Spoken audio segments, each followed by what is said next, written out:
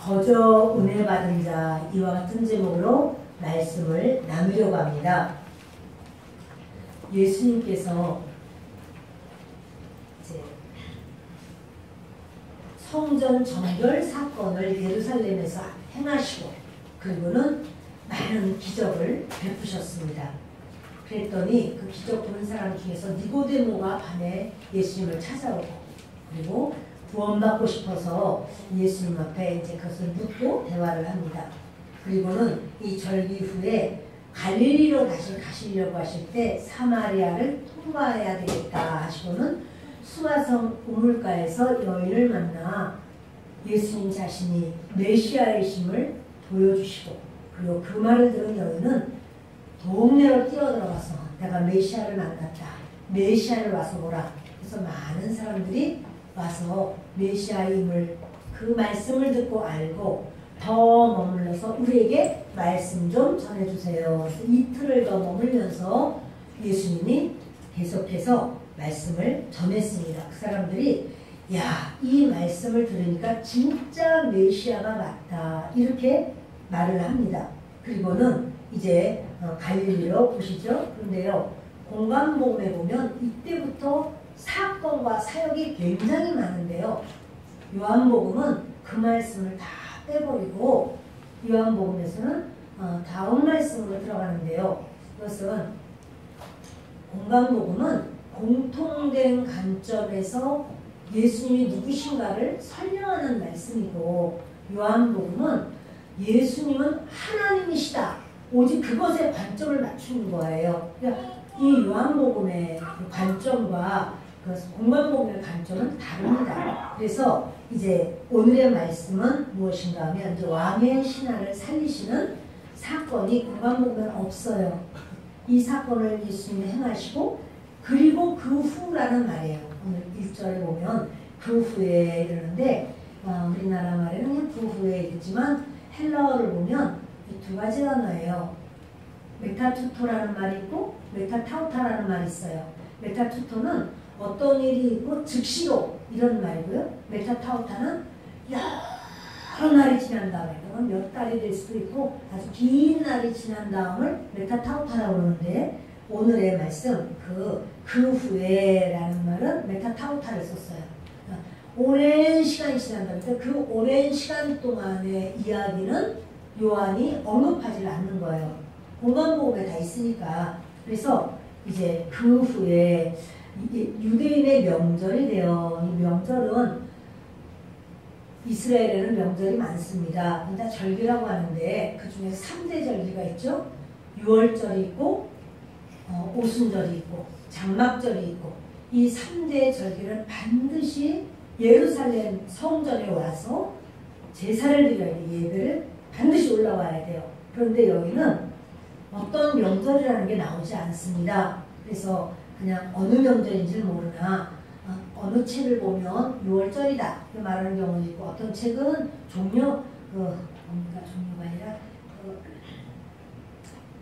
장막절이다 이런 경우도 있고 또는 불임절이다 이렇게 여러 말이 있는데 아무튼 보는 관점은 다르고 정확한 말은 나오지를 않습니다. 그래서 예수님께서 이제 예루살렘으로 절기가 돼서 올라가십니다. 2절 읽겠습니다. 예루살렘에 있는 양문 곁에 히브리말로 베데스다라 하는 못이 있는데 거기 행각 5이 있고 아멘. 예루살렘 성을 들어가려면 문이 많이 있어요. 그 시대에 따라서 문의 숫자가 달라요. 문을 보면 이제 느헤미야서를 보면은 거기 문이 많이 나와요.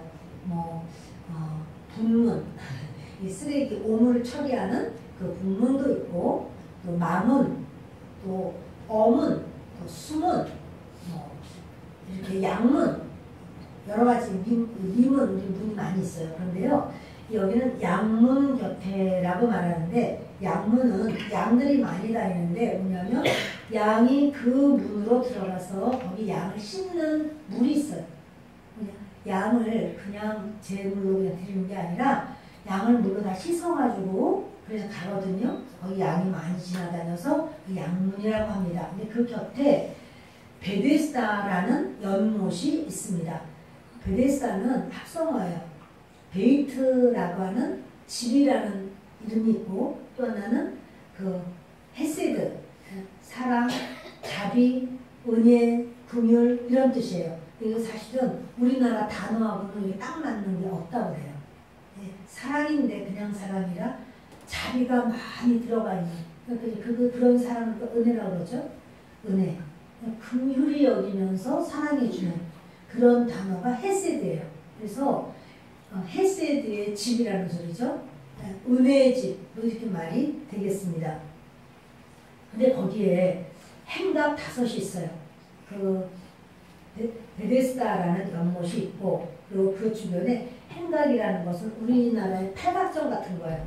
지붕은 있고 옆에 그 이렇게 벽은 없는 거죠. 그래서 사람들이 거기서 쉬기도 하고 그런 장소인데 그것을 5개나 있다라고 하는 거는 많은 사람이 있다는 소리고 많이 애용한다는 소리예요. 3절 함께 읽습니다.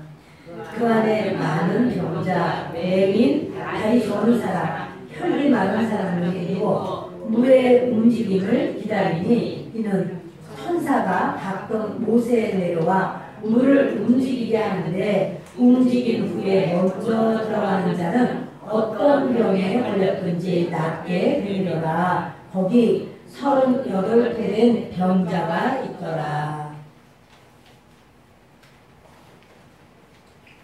그 행각이 있는데 패락정 같이 거기 아마도 헛슬이라는 생각이 들어요. 사람들이 거기 누워서 잠도 자야 되고 왜 그런가 하면 그 연못을 좀 설명하는데요. 그 행각에는 많은 병자들이 있다는 거야. 맹인, 눈 안 보이는 사람들이 거기여서 왜냐하면 눈 안 보이는 것은요 어떻게 치료할 수 있는 방법이 그 예전에는 없었죠. 다리 저는 사람, 또 혈기 많은 사람, 혈기 말랐다라고 하는 건 뇌졸중 환자예요.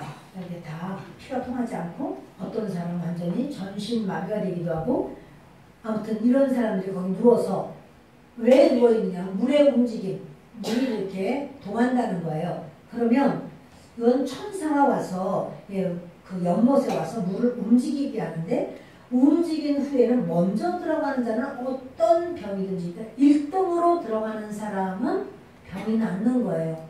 이 가로 안에 있는 것은 설명하는 거예요. 여러분들이 보시면 물의 움직임을 여기서부터 낫게 되밀어라. 거기까지는 가로로 되어 있죠? 설명을 해주는 거예요. 이것이 그냥 하나의 옛부터 내려오는 전설이었을까? 진짜 그렇게 나은 사람이 있었을까요? 진짜 나은 사람이 있었겠죠. 그러니까 물이 동하면 그때 1등으로 들어가는 사람만 나. 그래서 사람들이요 다 오는 거예요. 도저히 고침을 받을 수 없는 환자들이 다 모여서 거기서 기다리는데 거기가 어디냐면 은혜의 집이란 말이에요. 베데스다. 은혜의 집인데 거기서 내가 다른 사람에게 딴 사람이 막 들어가려고 하는데 내가 양보를 해. 그래서 먼저 들어가셔서 먼저 나오라고. 그러면 벌떼같이 오는데 양보를 하고 이러면 나는 못 나와. 1등만 나으니까. 양보가 있을까요? 없을 것 같아요. 은혜의 집인데 은혜는 없는 은혜의 집이에요. 이름만 은혜의 집이 돼요. 양보했다가는 언제 내 차례가 될지는 까마득해요. 완전한 경쟁 사회가 됐어요. 그 자리가. 그리고 속도가 빨라야 돼요. 하여튼 총알같이 날라와서 그 속에 얼른 첨봉 들어가야 그 사람이 낫거든요. 그래서 얼마나 이 속도전에 아주 관심이 많고 그러다 보니까 옆에 사람들에게 배려해주고 나 먹을 거 너 먹어라. 그러면 야 기운 없어 내려가려다가 보다가 못 내려가겠다. 이럴 수도 있어요. 왜냐면 그 우물이 우물이 아니라 연못이 깊어요. 못 내려가겠다. 이것도 영감자리가 있지 않겠어요? 어디나. 그 우물이 흔들리는 거를 즉석에서 볼 수 있는 자리. 또 가려면은 빠른 자리. 거기 그것을 배려하면서 이 자리로 오시라고 그렇게 하는 일이 쉬울까요?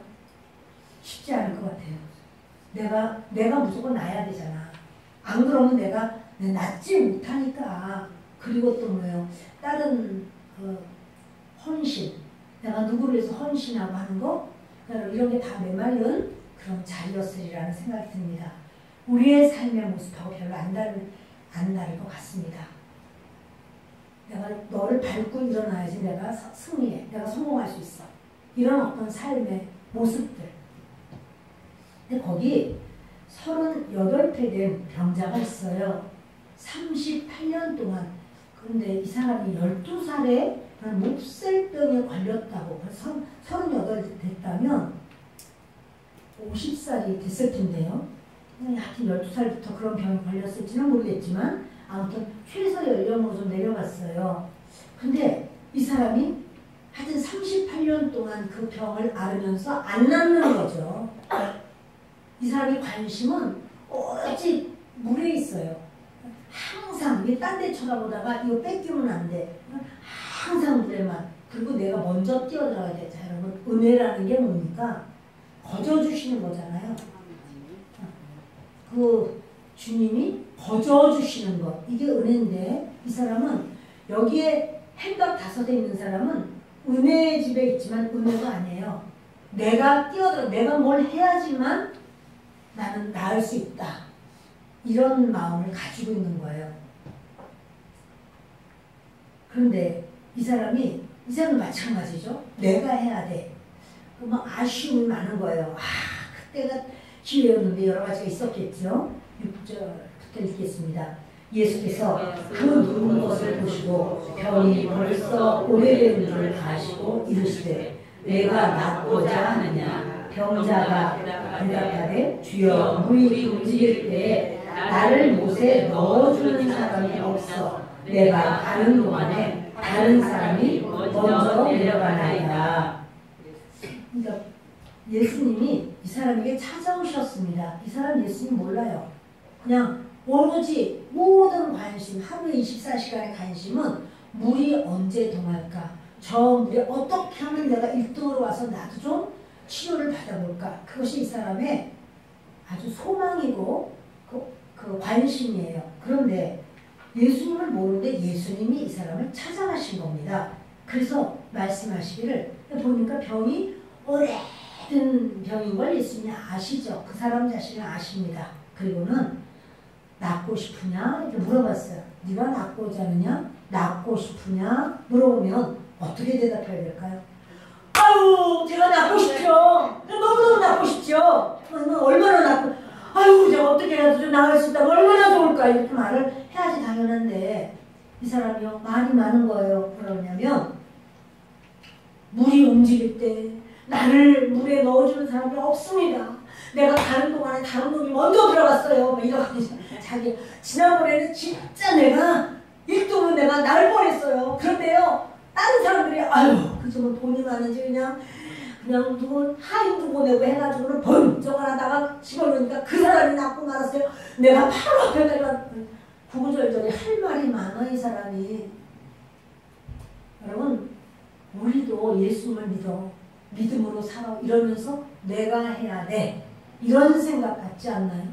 그래서 내가 조금만 더 젊었더라면 그랬다면 그 기회가 나에게 오는 건데 내가 그 어렸을 때 우리 집에 대해서 조금만 좀 밀어주거나 공부 좀 더 시켰으면 나 이렇게 살지 않을 텐데 그때 내가 얼마나 미술을 그리고 싶고 내가 얼마나 그때 가수가 되고 싶고 배우가 되고 싶었는데 그걸 우리 가족이 얼마나 못하게 하고 아버지가 막아가지고 나 그 꿈을 내가 이루지 못한 게 지금도 하냐 이런 경우. 근데 그걸 바로 이렇게 내가 해야 되는데 내게 그 일이 이루어지지 않았다 이런 아쉬움. 그때 그놈을 만나서 내가 사기를 당하는 바람에 내 인생이 오그라졌지. 그러지만 않았으면 나도 큰 소리 치면서 내가 떵떵거리고 살 수 있었을 텐데 이런 거. 근데 여러분 예수님은 묻는 게 네가 왜 얼마나 많이 사기를 당했냐, 네가 왜 네 꿈을 펼치지 못했느냐 여기 관심 없으시고요. 너 낫고 싶어? 너 치유받고 싶어? 이렇게 물어보시는 거예요. 근데 이 사람이 이 말 저 말 정작 주님이 물어보시는 거에 대답하는 게 아니라 원하는 거죠. 그럼 나 좀 밀어주셔서 나를 좀 젊은이 나를 좀 번쩍 업어서 연못에 좀 나를 좀 빠뜨려 주시면 좋겠다. 좀 가지 말고 내 옆에서. 이렇게 그런 뜻이었는지 모르겠어요. 예수님도 아이고 물이 동하지 않아서 그렇고 내가 데려다 줄 테니 걱정 마시오. 데려다가 물속에다 철봉 집어넣은 게 아니고 물어보시는 거예요. 낫기를 원하느냐고. 이 사람 나이가 아니라 병든 횟수가 몇 년이에요? 38년이에요. 예수님 다음 해에 39년쯤에 오실 수도 있었을 텐데. 아니면 이 사람 37회, 그 병든 지 37년, 그러니까 그 전해에 오실 수도 있었을 텐데. 왜 38이야? 성경은요, 단어 하나도, 점 하나도 우연히 찍힌 건 없어요. 다 계획이 있고 하나님의 뜻이 있는데요. 38이라고 하는 숫자를 우리는 압니다. 그건 뭐냐면 모세가 이스라엘 백성들 데리고 나갔을 때 사실은 하나님께서 2년 만에 가나안 땅 들여보내시려고 했어요. 2년 동안은 뭘 했는가 하면 그 성막을 이렇게 지어라. 그래서 하나님께 제사를 이렇게 드려라. 제사법을 가르쳐주시고 성막을 짓게 하시고 너희들이 이렇게 해야 된다. 그리고 가면 너희가 가나안 땅 들어가면 어떻게 살아라. 절기는 어떻다. 이런 얘기를 해주시면서 주님이 율법을 가르쳐주셨어요. 율법을 주셨습니다. 그러니까 율법을 배우고 그런 시간이 2년이 지나요. 그런 다음에 하나님께서는 들어가라. 가나안 땅 들어가라. 말씀하셨는데 12명의 정탐꾼 중에서 10명의 정탐꾼이 말하기를 못 가. 그들은 네피림 후손이고 우리는 맵둥이 같은데 우리 가면은 다 죽어. 못 가. 이러면서 우리 불평을 합니다. 아니 애굽에 그냥 놔두지 왜 데리고 왔느냐고 원망을 합니다. 모세와 아론의 말을 들을 것이 아니다. 저것들 죽여야 돼. 돌을 들고 모세를 향해서 치러다 덤빕니다. 그리고는 그 땅을 악평을 하는 거예요. 하나님 주신 땅에 대해서 그놈의 땅 그거 들어가면 그 거민을 삼키는 땅이라고. 그래서 원망 불평하는데 몇 명이 불평했어요? 10명. 그들은요 미리 죽어버려요. 불평하자마자 그들은 죽어요. 그리고 백성들한테 전염이 얼마나 빠른지요? 코로나보다 더 빨라. 불평이라고 하는 불평, 원망, 악평요. 이 전염이 엄청 빨라요. 온 백성이 다 같이 밤새도록 철야를 하는데 불평회를 하는 거예요. 불평 철야회, 원망 철야회, 악평 철야회. 악을 쓰면서 그들이 막 원망을 하는 겁니다. 하나님 다 보셨습니다. 하나님이 너희들 안 들여보낼 거야. 너희 말한 거 내 귀에 들린 대로 그대로 행할 거야. 그리고 주님이 안 들여보내시죠. 그리고는 뒤로 돌아가 해가지고 38년을 광야에서 빙글빙글 38년을 돌면서 너 죽고 나 죽고 다 성인들 20세 이상의 성인을 다 죽여버렸어요. 그 횟수가 38년입니다. 그러니까 지금 여기 38년 된 병자에게 왔다라고 하는 거는 그 38년은 하나님이 잘못한 거 아니에요. 하나님이 계획한 시간도 아니에요. 우리가 질병으로, 고통으로, 슬픔으로, 문제로, 사기를 당해서 여러 가지가요. 하나님이 계획해서 우리가 그렇게 고통당하는 게 아니고 38년 된 그 38년 동안 사망을 돌다가 죽어버린 이스라엘 백성들처럼 우리의 그런 연약함, 우리의 그런 부족함이 있단 말이죠. 하나님이 계획한 거 아니에요. 이 38년 된 환자도 마찬가지야. 하나님이 너는 좀 실컷 알아봐라. 그거 아니란 말이에요. 근데 이 사람을 찾아오신 거 뭐냐면 하나님께서 이 대표성을 가지고 있는 거야. 이 사람이. 너희들 38년 동안 고난당하는 것 같이 세상에서 눈물 흘리고 가슴 아파하고 고통하는 너희들, 내가 너희들을 알고 내가 너희들을 붙들어 주기를 원하노라. 너 낫기를 원하니? 이렇게 오신 거예요. 이 사람 지금 아프니까 너 낫기를 원하느냐? 이렇게 물어봤지만 우리 각자에게는 하나님께서 물으시는 것이 우리에게 소원되는 어떤 거를 주님은 아시고 물으시는 줄 믿습니다. 주님이 물어보시는 거예요. 아시고 그거 긍휼히 여기시는 거죠. 여러분 우리가 다른 사람에게 속아서 난 아무 죄가 없는데 그러면 옆에 사람들이 다 인정해요. 아유 불쌍하기도 하지. 아유 어쩌면 그럼 그렇게 어려운 일을 만났어. 아이고 참 힘들었겠네. 이러지만 내가 내 발등 찍었어. 그럴 때 훔치다가 도둑질하다가 속여먹다가 그러다가 그냥 아이고 가시철망이 있는지도 모르고 그냥 도망만 치다 가다가 그냥 다 먹다 찢겼네. 지가 지 발등 찍었어. 잘못했어. 그럴 때 뭐라 그러냐면 사람들이 아이고 지가 잘못했네 이렇게 여긴단 말이에요. 그런데 주님은 그래도 불쌍히 여기셔. 아프지. 그래도 주님이 안타깝게 여기셔. 졸립지 이러면서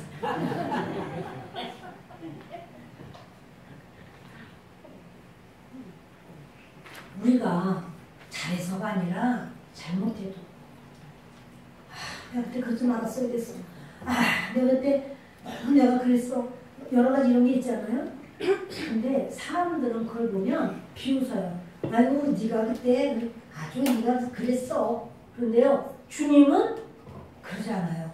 불쌍히 여겨요. 여러분을 보시면서 오늘도 주님의 긍휼히 여기시는 그 놀라운 헤세드의 그 은혜가 우리 가운데 있는 줄 믿습니다. 여러분 그래서 우리가 항상 주님 앞에 나오는 거예요. 깨져도 나오고 망해도 나오고 또 내가 때리긴 내가 때렸는데 그 다음 가슴이 너무 아파. 그래도 또 주여 제가 잘못했어요. 제가 그 말을 하지 말았어야 됐는데 그 말을 하고 내가 너무 마음이 아픕니다. 이럴 수도 있어요. 근데 여러분 그래도 주님은 불쌍히 여겨요. 그래 네가 마음이 아프겠다. 주님도 불쌍히 여긴단 말이에요. 38년 된 환자를 주님이 찾아오신 것은 우리 모두를 찾아오신 거예요. 우리 각자를 다 찾아오신 거예요. 그리고 예수님은 해결해 주시기를 원하시는 거예요. 네가 낫고자 하느냐. 왜냐면 사람들은요 본질적으로 우리 안에 절망이 있어요. 그래서 어떤 어려움을 만나면은 그냥 그 순간에 비참함이 가득하고 막 절망감을 막 가져요. 이 사람이 얼마나 절망 속에 살았겠어요. 근데 이 사람만 그런 건 아니야 사실은. 여기 소경이 앉아있다는데 소경이요 잘 보이냐고 도대체. 이게 물이 동하는 게 첫째는 봐야 되잖아요. 소경이 그게 잘 보이겠어요? 귀가 이제 한쪽이 약하면 한쪽이 좀 강해지는 게 있어요. 귀는 잘 들린다. 그래 그 물이 이게 도는 소리가 났다. 물소리가 났다. 라고는 이건 잘 들린다 한들 그냥 내려가려면 길을 잘 아냐고요. 그렇다면 여러분 이 소경도 나름대로 생각을 하겠죠. 어떻게 해서 지팡이를 휘두르는 거야. 하여튼 옆에 있는 놈들 다 못 가. 내가 먼저. 아유 무슨 짓을 못했겠어요. 낫고 싶은데. 또 여기에 그 다리를 저는 사람이 있다는 거예요. 응? 그러니까 이 다리가 저러. 그럼 이 사람은요 눈은 봐. 마음은 뜨거운데 이 다리 절면서 달래니까 그냥 그런 거예요. 위가 좀 나쁜 사람, 막 간암이 걸렸어. 그럼 이런 사람 어때요? 비록 간암이든 위암이든 간에 뛰어가는 다리에는 눈에는 상관이 없어. 뛰어가서 그냥 먼저 감사합니다! 그러면 다른 사람의 감사가 나의 슬픔이 되는 자리야. 도대체 이게 은혜의 집인지 모르잖아요. 이런 곳이에요. 근데 거기에서 또 혈기 많은 사람, 중풍 걸려가지고 완전히 그냥 마비가 돼가지고 있는 이 사람들 도대체 어떻게 들어가는 거야? 그러니까 이런 사람들이 다 이런 생각하는 거죠. 아유 그때 그 병원에 가서 돈 주지 말고 내가 알바를 썼어야겠다. 그러면 나를 갖다 좀 들고선 들것까지 들어가지고 옮겨서 나를 첨벙 집어넣으면 얼마나 좋으냐. 여러 가지 이런 생각을 했을 텐데 이 사람에게 예수님이 찾아오신 거예요. 그 많고 많은 사람 중에서 예수님이 찾아오신 거예요. 그 많고 많은 이 지구상에 80억이 다 되는 이 사람 중에서 예수님이 저와 여러분에게 찾아오신 거예요. 아멘. 목사님 모르셔서 그런데요. 나는 안 찾아오셨어요. 내가 믿은 거예요. 근데 그래도 내가 아무개가 나한테 전도해서 내가 믿었어요. 그래도 예수님이 이미 찾아오신 거예요. 네. 내가 사건을 당해서 내가 죽을 것 같아서 할 수 없이 아유 내가 살아야겠다. 그러고 내가 그냥 송영생 치고 내가 왔어요.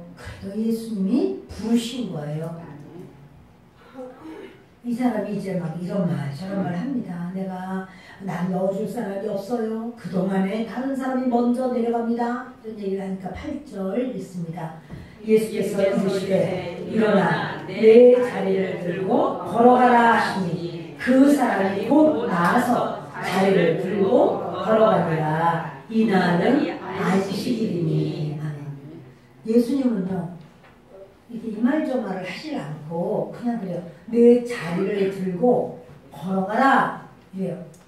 걸어가라. 근데 그 사람이 그 순간에 걸어가라 하는 말씀을 듣는 순간에 팔다리에 막 힘이 생기는 거예요. 그럼 이렇게 하니까 되는 거예요. 이렇게 하니까 되는 거예요.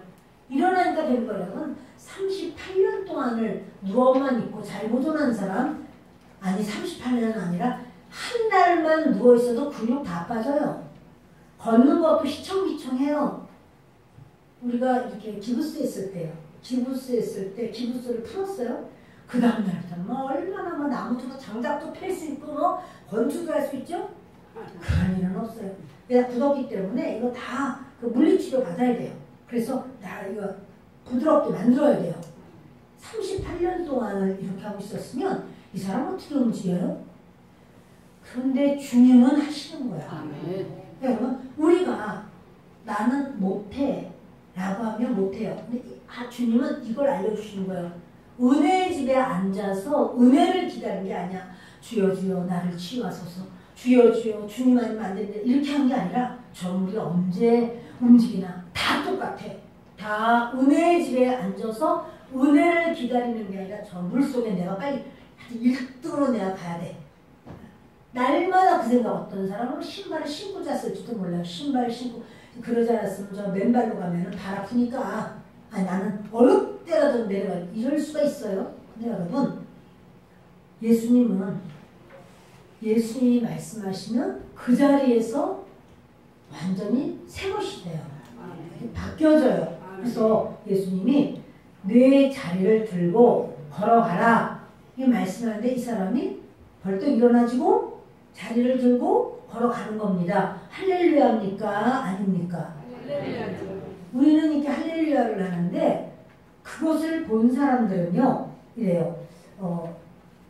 이제 이 사람이 곧 나아서 자리를 들고 걸어가니라. 이날 안식이니 10절부터 읽겠습니다. 유대인들이 병 나은 사람에게 이르되 안식일인데 내가 자리를 들고 가는 것이 옳지 아니하니라. 대답하되 나를 낫게 한 그가 자리를 들고 걸어가라 하더라 하니 그들이 묻되 너에게 자리를 들고 걸어가라 한 사람이 누구냐 하되 고침을 받은 사람은 그가 누구인지 알지 못하니 이는 거기 사람이 많음으로 예수께서 이미 피하셨습니다.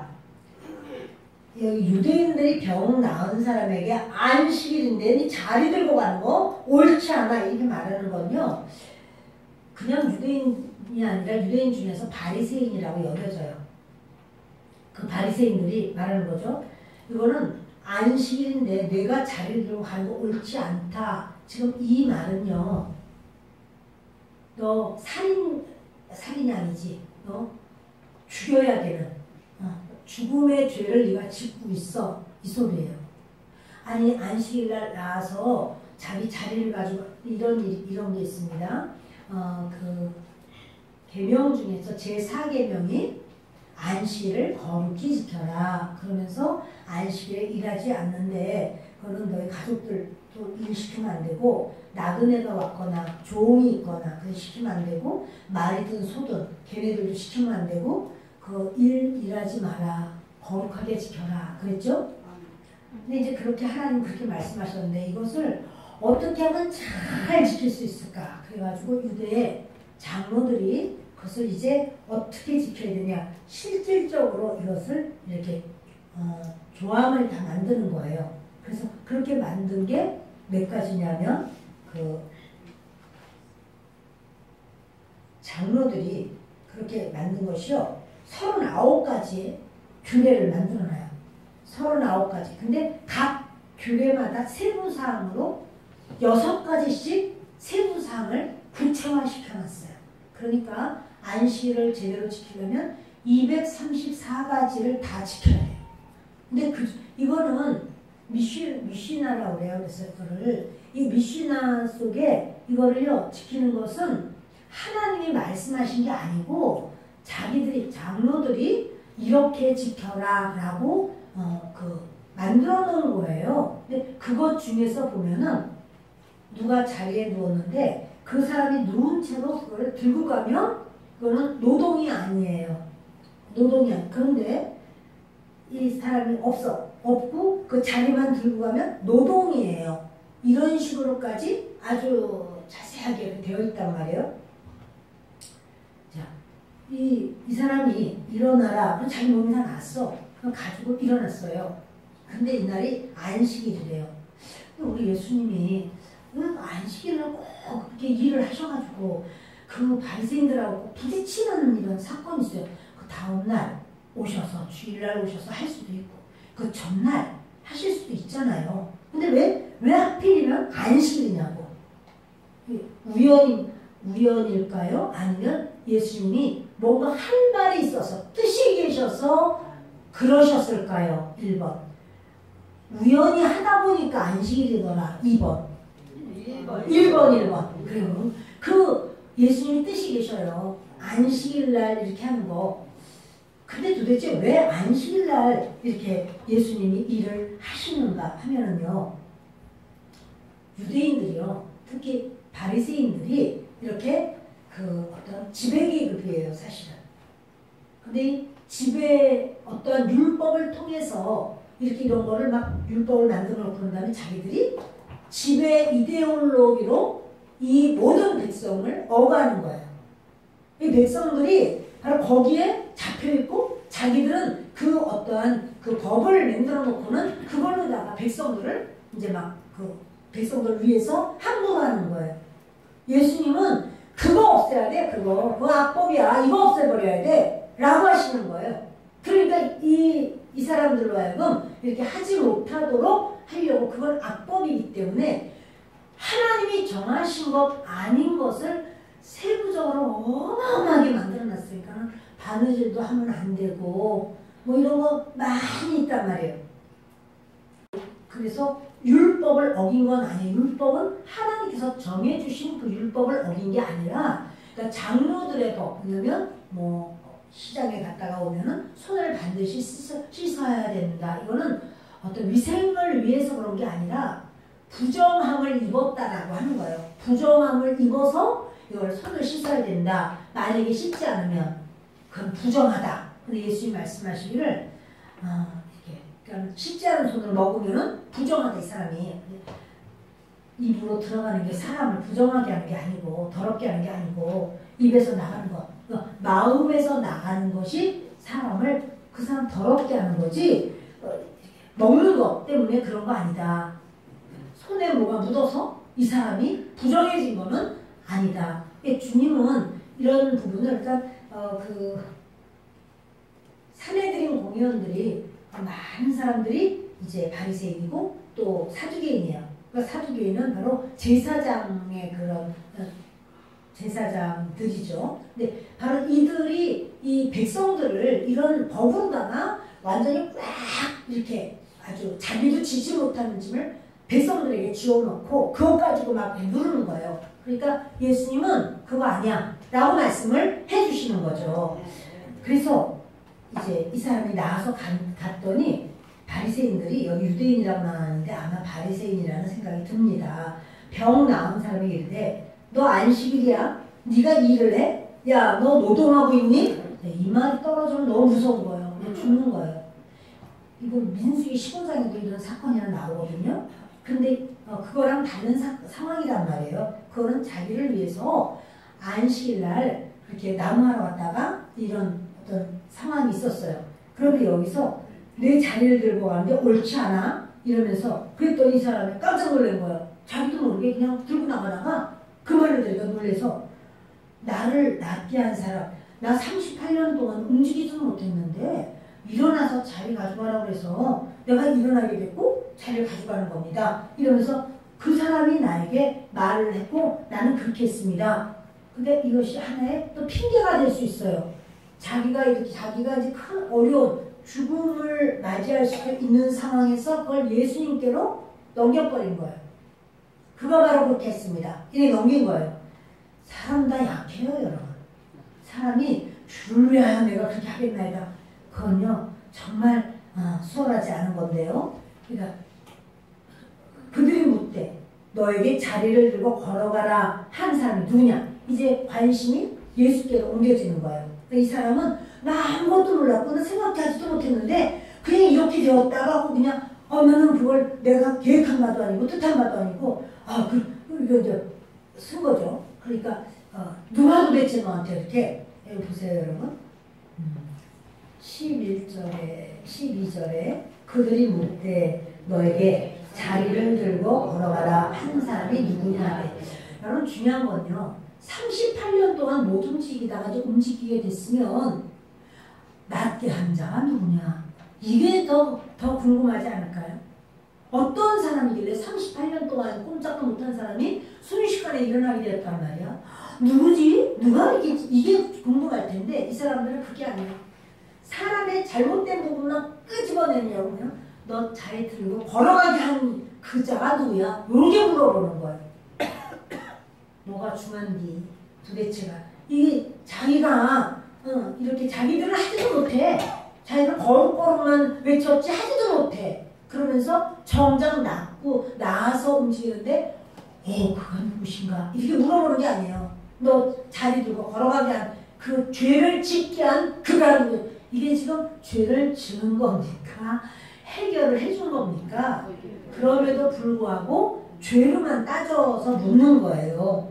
그랬더니 이 사람이 13절에 고침을 받은 사람은 누군지 알지 못해요. 왜냐하면 이는 거기 사람이 많으므로 예수께서 이미 피하셨습니다. 예수님이 피하신 거지 도망간 건 아니에요.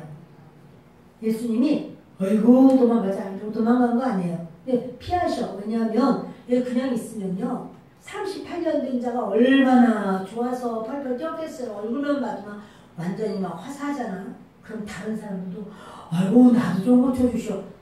그러면 예수님 공생애 못하고 십자가에서 제대로 돌아가셔야 되는데 그렇지 못해. 주님은 이 땅에 오신 이유가 하나님의 사역을 잘 다 감당해야 돼요. 근데 이렇게 되면 감당도 못하고 모든 게 다 끝나버릴 수 있으니까 주님이 피하신 거죠. 14절부터 읽겠습니다. 그 후에 예수께서 성전에서 그 사람을 만나 이르시되 보라 내가 나았으니 더 심한 것이 생기지 않게 다시는 죄를 범하지 말라 하시니 그 사람이 유대인에게 가서 자기를 고치는 예수라 합니다. 그러므로 안식일에 이런 일을 행하신다 하여 유대인들이 예수를 박해하게 된지라. 예수께서 그들에게 이르시되 내 아버지께서 이제까지 일하시니 나도 일한다 하시네. 유대인들이 이로 말미암아 더욱 예수를 죽이고자 하니 이는 안식일을 범할 뿐만 아니라 하나님을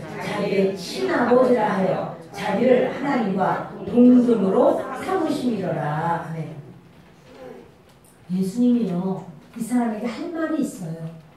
그러니까 예수님은 병을 치료해 주시면 병을 치료하는 것이 예수님의 목적의 전부가 아니에요.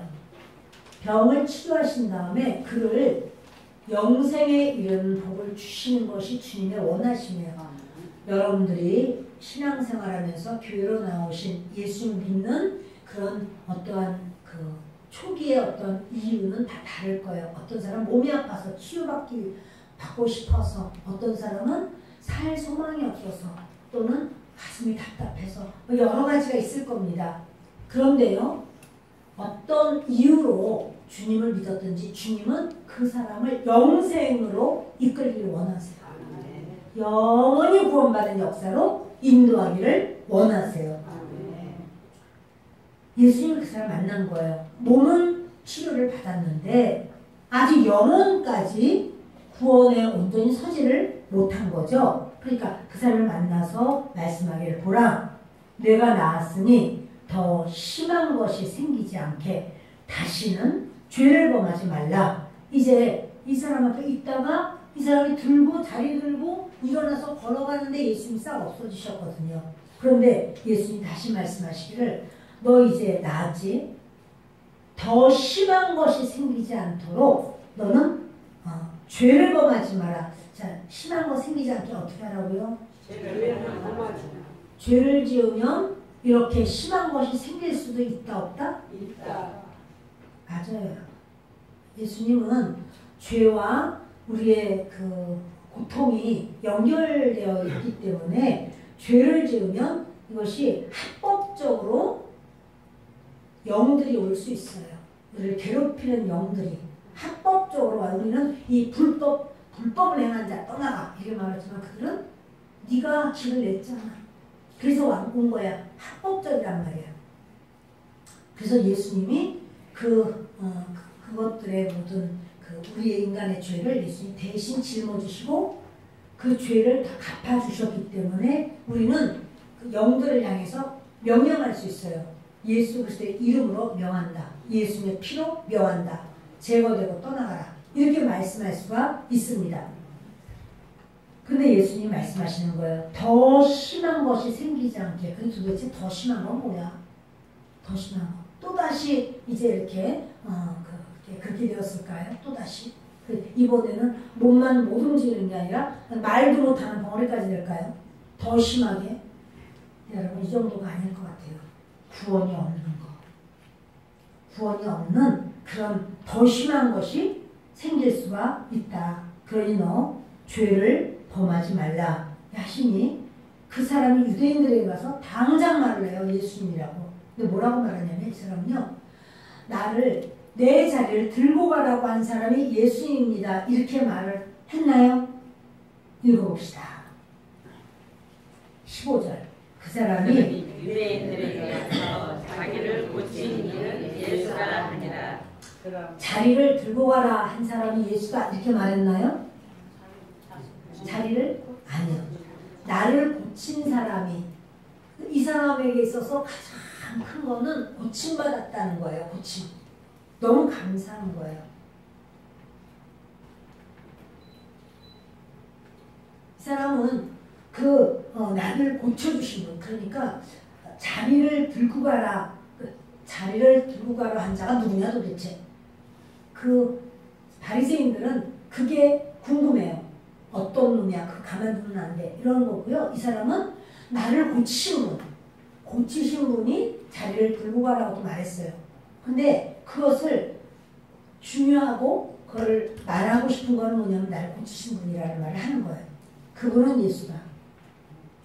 해석이 사실은 몇 가지가 있더라고요. 보니까 그것은 예수님이 나를 고쳤습니다. 그래서 예수님에 대해서 막 증거하는, 전도하는 이런 상황으로 그분이 바로 예수님이더라고 이렇게 말할 수도 있고, 또 하나는 뭐냐면 자기를 안식일날 이렇게 자리를 들고 몇 발자국 걸어갔는지 모르나 걸어갔다 해서 너는 죄를 지은 거야.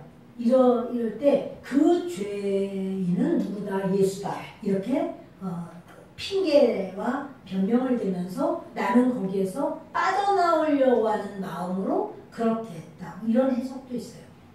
근데 저는 전자라고 생각해요. 예수님을 만나고 그 은혜를 체험하면요. 전하지 않고는 안 되거든요. 아마도 이 사람은 이렇게 예수님 만나기 전에도 전했을 것 같아요. 그가 누군지 모르겠다고. 그런데 나 나았다고.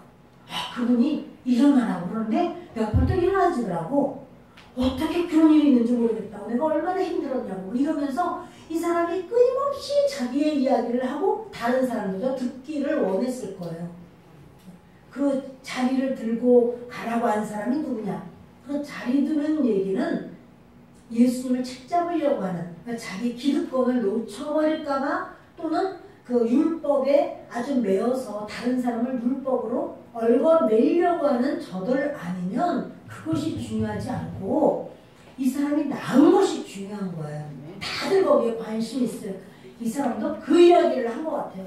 그분이 바로 예수다. 그분이 일러 바치려고 한 것이 아니라 그 예수님에 대해서 너무 감사하고 그럼 나를 낫게 하셨는데 왜 그분을 왜 그러느냐 이런 어떤 마음으로 이야기를 해서 왔습니다. 근데요 이들은요 안식일에 이러한 일을 행하신다 하여 유대인들이 예수를 박해하게 된지라. 예수님 막 핍박하는 거예요. 그런데 예수님은 뭐라고 하시냐면 이래요. 일부러 하신 거예요. 예수님이. 예수께서 그들에게 이르시되 내 아버지께서 이제까지 일하시니 나도 일한다. 성부 하나님이 일하시니까 나도 일한다. 자, 안식일 날인데 성부 하나님이 일하셨을까요? 예수님이 항상 말씀하시기를 나는 아버지가 일하시는 걸 보고 나도 일한다고 그러고 아버지가 하시지 않으면 안 하시는 분이란 말이에요. 그러면 하나님 아버지께서 안식일인데 쉬지 않고 안식하지 않고 그리고 일을 하셨을까요? 노동을? 근데 여러분 안식일날 제사장들이 성전 안에서 일하는 것은 노동으로 여기지 않아요. 그건 죄가 아니에요. 그런데 여러분 보세요. 하나님이 6일 동안 세상을 창조하시고 보기에 좋다 이러시고 안식일 날에서 이제 안식하라. 그래서 안식일을 정했잖아요. 근데 안식이 계속 되었을까요? 깨졌을까요? 깨졌어요. 왜 그러느냐면 사람이 죄를 지은 거예요. 그 죄를 지어서 이제 영들이 그 악한 영들이 사람들에게 얼마나 사람을 막 짓누르고 고통을 주고 괴롭혀요. 사람들이 고통을 당하고 있어요. 그러다 보니까 서로 막 물고 찢고 서로 막 싸움박질하고 막 피투성이가 되고 이래요. 마음이. 또 진짜 또 그렇게 막 그러기도 하고. 그러면 부모님이 자녀들이 왕창 서로 붙어가지고 싸우고 난리 나는데 안식이다. 나는 평안하다. 그렇게 될까요? 회복시킨단 말이에요. 주님은. 이거 회복시키시기까지 지금 주님은요. 그 성부 하나님이 안식일인데 온전한 안식이라는 것보다 지금요. 주님은 죄가 없어서 안식하실 수 있죠. 당연히. 그러나 주님의 모든 관심은 우리에게 있어요. 사람들에게 주님의 모든 관심이 있어요. 근데 우리는 마음이 막 졸리고 질병으로 가난으로 저주로 막 고통받고 서로가 막 미워하고 시기하고 질투하고 막 또 뭐가 모자라가지고 막 팔팔 뛰고 이러는데 주님은 혼자 나는 평안하다. 나는 샬롬 이렇지는 않잖아요. 지금 이 사람에게 38년 이 사람은요 전체를 대표하는 대표성이 있거든요. 이 사람에게 오셔서 이 사람을 낳고 싶으냐? 그리고는 일어나라. 자리를 들고 가라. 이렇게 말씀하시는데 예수님 말씀하기를 내 아버지께서 일하시기 때문에 나도 일한다. 그러니까 여러분 안식일을 사람들이 많이 오해를 하고 있는 거예요. 내가 아무 일도 하면 안 되고 이렇게 그게 아니잖아요. 제자들이 밀밭 사이를 지나갈 때 제자들이요 너무 배고팠어요. 그날이 안식일이에요. 그래서 제자들이 어떻게 해요? 밀밭에서 이렇게 밀을 훑어가지고 그걸 막 비벼가지고 집어먹었단 말이에요. 자 여러분 이거 왜 남의 밭에서 그렇게 밀을 따먹냐 그것 때문에 시비가 붙지 않아요. 그거는 이스라엘은 배가 고프면 남의 밭이라도 먹어도 돼요. 근데 그거를 왕창 따가지고 바깥으로 나가면 안 돼. 우리 집안 식구도 줘야지? 이건 아니야. 그러니까 여러분 그럼 남의 거 그냥 다 가져가는 수가 있잖아요. 그건 안 돼요. 그러나 거기서 영 배가 고파서 먹었습니다. 이런 거는 괜찮단 말이에요. 그래서 남의 밭 지나가다가 밀을 이렇게 비벼서 먹었는데 밀을 땄다. 추수를 했다. 이거를 비볐다. 탈곡을 했다. 이렇게 여기는 거예요. 그래서 그거를 먹었는데 너는 노동을 했다는 거예요. 이걸 여러분 이것은 하나님께서는 저들에게 예수님이 그렇게 하시잖아요. 그런 말씀 하시잖아요.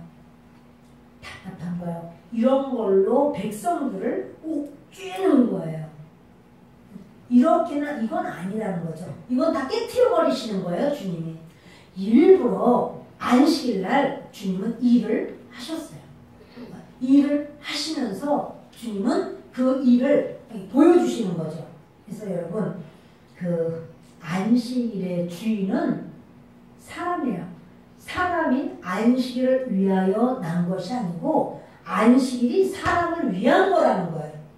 중요한 건 주님은 사람을 중요하게 여기지 그 사람이 이런 모든 법에 다 아주 다 쪼여가지고 그냥 쫄려서 죽을 지경으로 만드는 것이 바로 그들의 그런 악법이었거든요. 그거 아니야 라고 말씀을 해주시는 거죠. 18절 보십니다. 유대인들이 이로 말미암아 더욱 예수를 죽이고자 하니 이는 안식일을 범할 뿐만 아니라 하나님을 자기의 친아버지라 하여 자기를 하나님과 동등으로 삼으심이로다. 예수님이 하나님 아버지와 동등일까요? 아닐까요? 그쵸, 동등이죠. 뒤넘기시겠습니다. 빌립보서 2장 5절부터 읽겠습니다. 너희 안에 이 마음을 품으라. 곧 그리스도 예수의 마음이니 그는 근본 하나님의 본체시나 하나님과 동등됨을 취할 것을 것으로 여기지 아니하시고 오히려 자기를 비워 종의 형체를 가지사 사람들과 같이 되셨고 사람의 모양으로 나타나사 자기를 낮추시고 죽기까지 복종하셨으니 곧 십자가에 죽으시니라. 아멘. 예수님은 하나님의 본체라는 거죠. 본체시고 하나님과 동등해요. 근데 하나님과 동등한데 하나님 아버지와 동등한데 동등함으로 취할 것을 나 동등하다 나는 똑같다 이렇게 하지 않고 자기를 비우셔서 사람의 형체를 입고 낮아지셨단 말이에요. 그래서 사람의 모양으로 나타나시고 자기를 낮추셔서 어디까지 죽기까지 복종하셨다. 하나님 아버지와 동등하지만 하나님 아버지께서 하시는 말씀에 복종하시고 십자가에서 죽으시기까지 복종하신 거예요. 그래서 주님이 말하기를 주님은 너희들 그런 마음을 품어야 돼. 너가 동등해. 여러분 우리가 사람 위에 사람 없고 사람 아래 사람 없죠. 남편과 아내가 동등한가요? 다른 동등하지 않은가요? 자, 여성들 힘을 내시고 남편과 아내가 동등해요? 안 동등해요?